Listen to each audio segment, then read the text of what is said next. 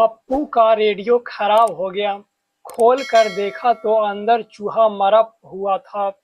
यह देखकर पप्पू बोला, ओ माय गॉड, सिंगर तो मर गया। 有人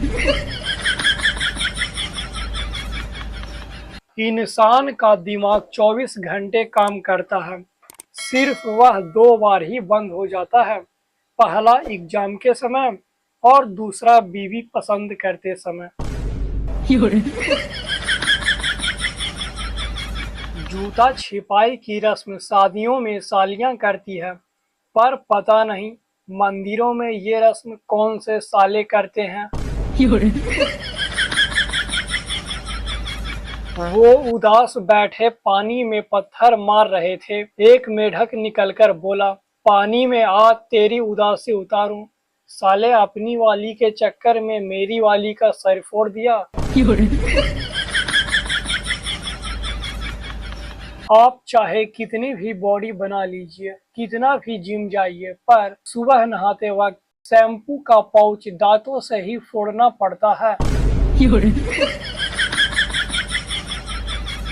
पैसे वाला आदमी, आज मेरे पास 14 कार, 18 दुकान, 4 बंगले हैं। तुम्हारे पास क्या है? गरीब आदमी, मेरे पास एक बेटा है जिसकी गर्लफ्रेंड तेरी बेटी है। अब बोल।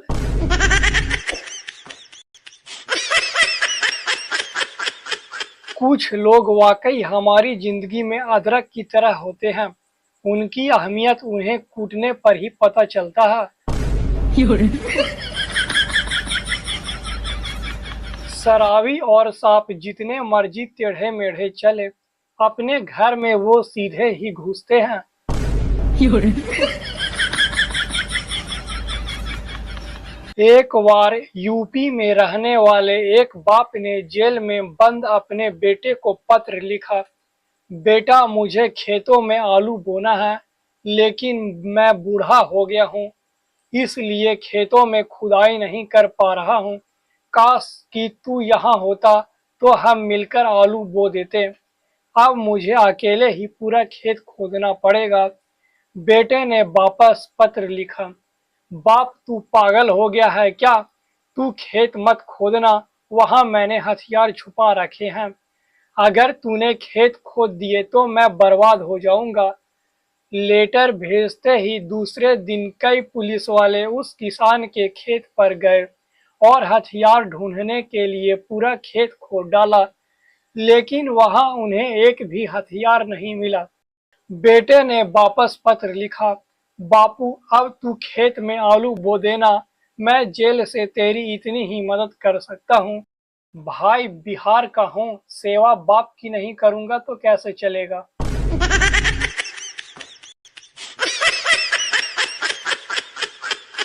एक आदमी नदी में डूब रहा था।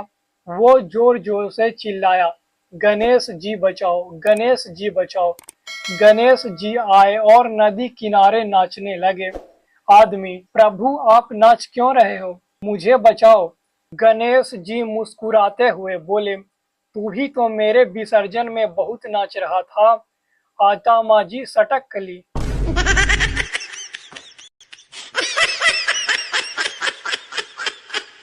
मलेरिया के मच्छर ने अपने बेटे से कहा, डेंगू का कोर्स कर ले पगले, उसमें करियर है।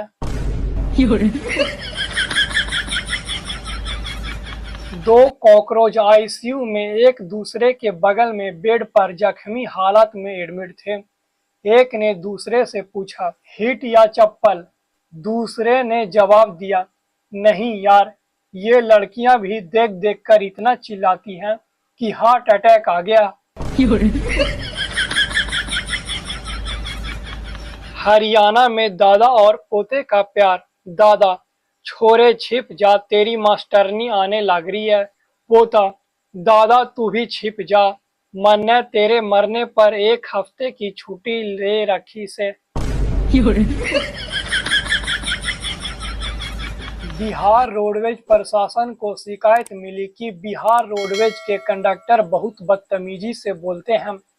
उन्होंने फौरन आदेश दिया कि सभी कंडक्टर कुछ भी कहने से पहले सही शब्द का इस्तेमाल करेंगे।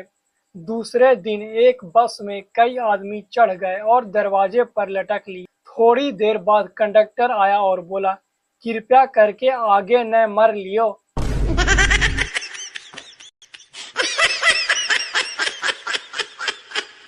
हवलदार, सर कल रात सभी कैदियों ने जेल में रामायण प्ले किया था।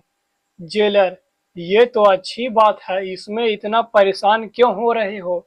हवलदार, सर परेशानी ये है कि हनुमान बना कैदी अभी तक संजीवनी लेकर वापस नहीं आया।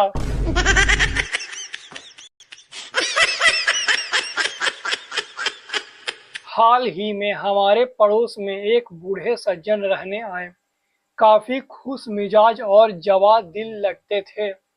एक दिन मैंने उनसे पूछा, आप उम्र के लिहाज से काफी तंदुरुस्त और खुश दिखते हैं, आपके सुखी जीवन का राज क्या है? उन्होंने जवाब दिया, मैं रोज 3 पैकेट सिगरेट पीता हूँ, शाम को विस्की और बढ़िया मसालेदार खाना खाता हूँ, और हाँ, व्यायाम तो मैं कभी नहीं करता। मैं आश्चर्य से भर गया। मैंने फिर पूछा, वैसे आपकी उम्र क्या होगी? बुजुर्ग ने जवाब दिया, 26 साल।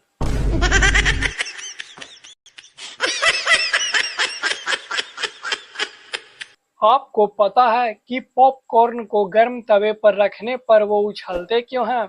नहीं पता? कभी खुद बैठकर देखना, पता चल जाएगा। 有人，बिहार पुलिस का हवलदार, भाई चालान बनाना पड़ेगा। क्या नाम है तुम्हारा? विदेशी, विल्हेम चारगिंस्की। हवलदार, इस बार छोड़ रहा हूँ, फिर मत फंस जाना, भाग जा। 有人， बिहार, यूपी और हरियाणवी लोग जवाब उल्टे नहीं देते, लोग सवाल उल्टे करते हैं। नहीं यकीन आता तो पढ़िए। पहला, जज तू तीसरी बार अदालत आया है, तुम्हें शर्म को नहीं आती? आदमी, तू तो रोज आवे है, तन्ने तो डूब के मर जाना चाहिए। दूसरा, ग्राहक, थारी भैंस की एक आंख तो खराब से, फिर भी तू इसके 25,000 रुपये मांगन लग गया से। आदमी, तन्ने भैंस दूध खातिर चाहिए या नैन मटक्का करन खातिर चाहिए?